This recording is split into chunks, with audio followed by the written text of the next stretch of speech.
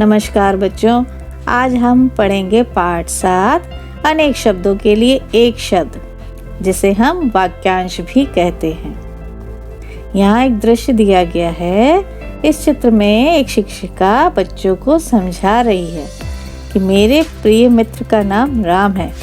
वह मेरे साथ पढ़ता है। वह तेज बुद्धि वाला है तथा सबका हित चाहने वाला लड़का है। वह उच्च कुल से संबंध रखता है। वह एक आज्ञा पालन करने वाला शिष्य है।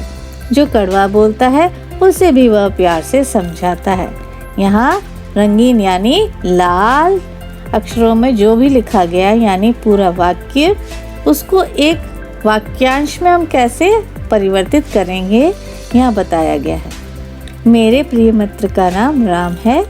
वह मेरा सहपाठी है यानी साथ में पढ़ने वाला।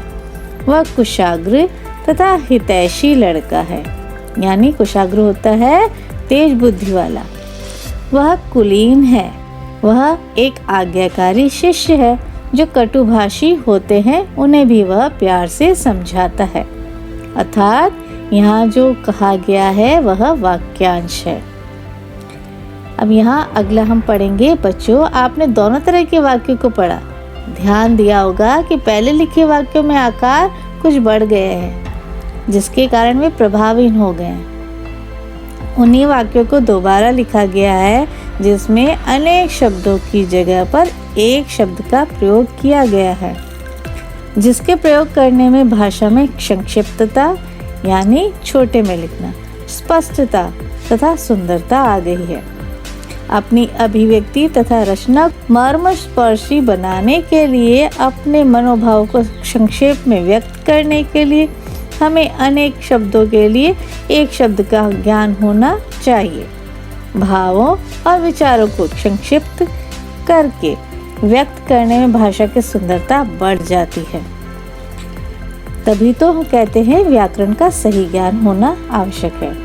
अनेक शब्दों की जगह पर प्रयुक्त होने वाला एक शब्द अनेक शब्दों के लिए एक शब्द या वाक्यांश के लिए एक शब्द कहलाता है। यहाँ नीचे शब्द और अनेक शब्द दिए गए हैं जिसको हम पढ़ेंगे। पहला, जो कहा न जा सके अकथनीय। जो गिना न जा सके अगणनीय। तीसरा, मन में होने वाला ज्ञान अंतर्ज्ञान।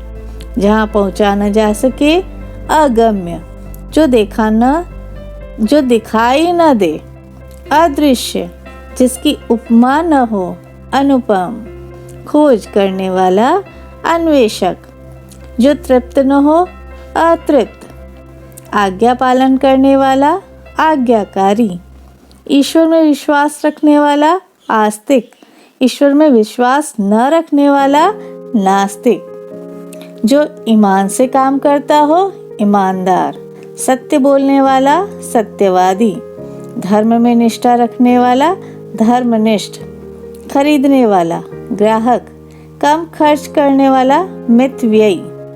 जहाँ रेत ही रेत हो मरुभूमि या रेगिस्तान भी कहते हैं, लेकिन मरुभूमि सही है। जो क्षमा के योग्य हो क्षम्य।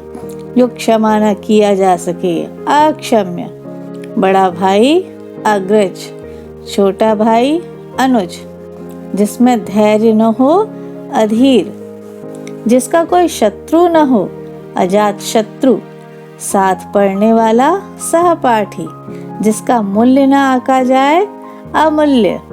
जो छोड़ा न जा सके अनिवार्य। जंगल में अपने आप लगी आग दावानल।